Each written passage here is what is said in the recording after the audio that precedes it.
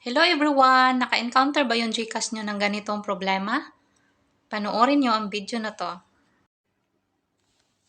Hello guys! May share lang ako sa inyo about sa Gcash troubleshoot kasi nung nakaraang linggo, namroblema ako sa Gcash ko kasi hindi siya ma-open-open.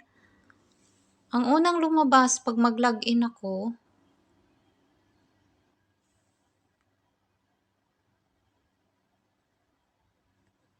ito lang siya guys, something went wrong. Tapos sa kagustuhan kong maka-login talaga, ulit-ulit ko siyang pinindot-pindot, nagre-report na ako sa nag-help center na ako, nagchat-chat na ako kay JJ. Wala pa rin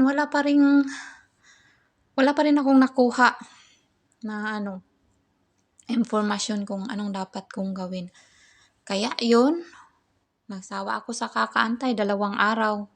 Kakaantay na ma-fix siya o ma-okay na siya. Pagkaraan ng 2 araw, inopen ko siya ulit, ganito pa rin yung lumabas. Kaya, naisipan kong i-uninstall yung app. Kaya, in-uninstall ko yung app. Kaso nga lang, nagka-problema. Lalong lumala yung problema pagka-uninstall ko ng app. Kasi ganito na yung lumabas.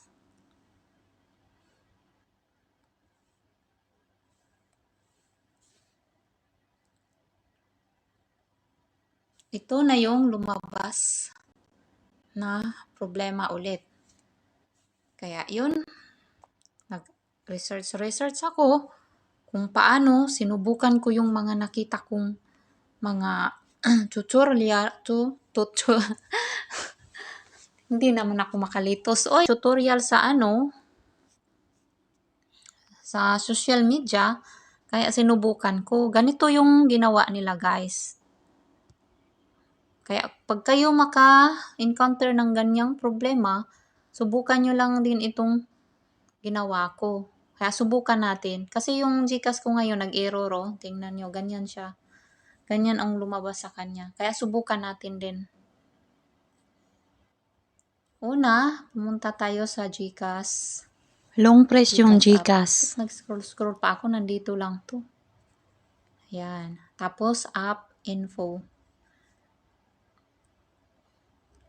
Tapos, force stop mo lang yun. Force stop. Pindutin mo yung force stop. Then, okay. And then, bumalik ka sa home screen mo. Tapos, i-off mo yung data mo saglit. At mag-airplane mode ka ng 30 seconds. Airplane mode mo siya ng 30 seconds. 1, 2, 3, 4, 5, 6, 7, 8, 9, 10, 11, 12, 13, 14, 15, 16, 17, 18, 19, 20, 21, 22, 23, 24, 25, 26, 27, 28, 29, 30. And then, i-off mo ulit yung airplane mode mo at bumalik ka sa data mo. I-on mo yung data or wifi mo. Balik ka sa home screen, tapos i-restart mo yung cellphone mo. Yan, i-restart natin. Tapos, ibalik natin yung video mamaya pagkatapos natin i-restart. Nag-restart na siya. Yan, kaka-restart lang ng cellphone natin. Kaya, pumunta tayo ng settings. Ito ang next step natin. Pumunta tayo sa settings. Sana yung settings dito. Settings.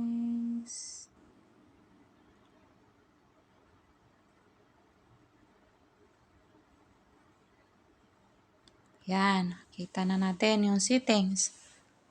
Tapos, hanapin natin yung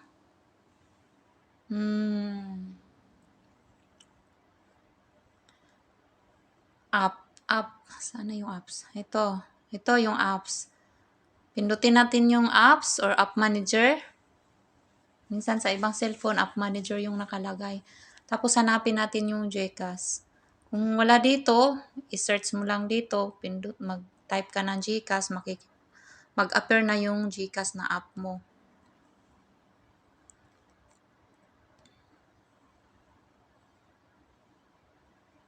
Pindutin natin yung GCash.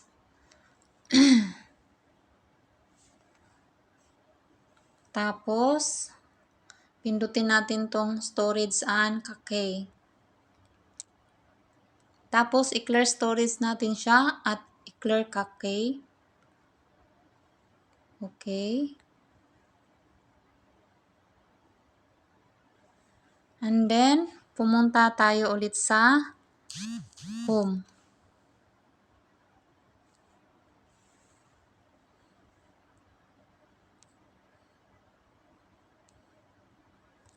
Sana yung ano natin.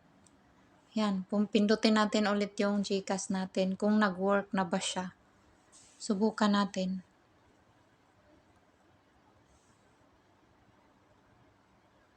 Naglo-loading.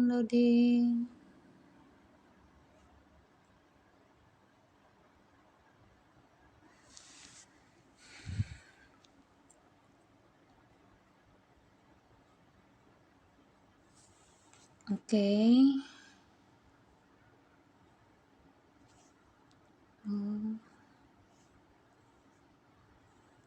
Allow. Then, mag-login na tayo. Ilagay natin yung number natin.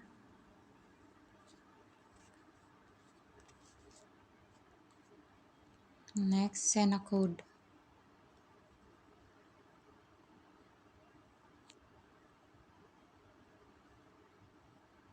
Yun. Pag ganyan na nga ang lalabas, guys, na pag nagsisend code na siya, ibig sabihin, makakapasok ka na. 273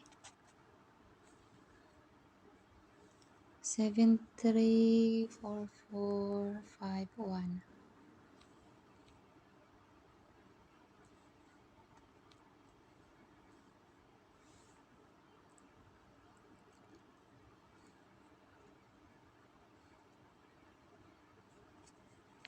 Open natin yung pin natin.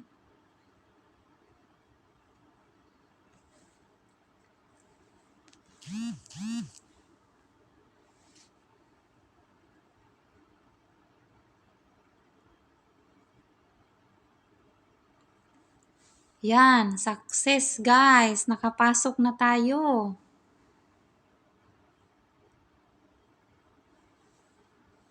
Tapos kasi, binago natin yung parang magsimula tayo ulit. Kaya ito, kailangan mo na naman i-register yung phone mo at saka yung mukha mo.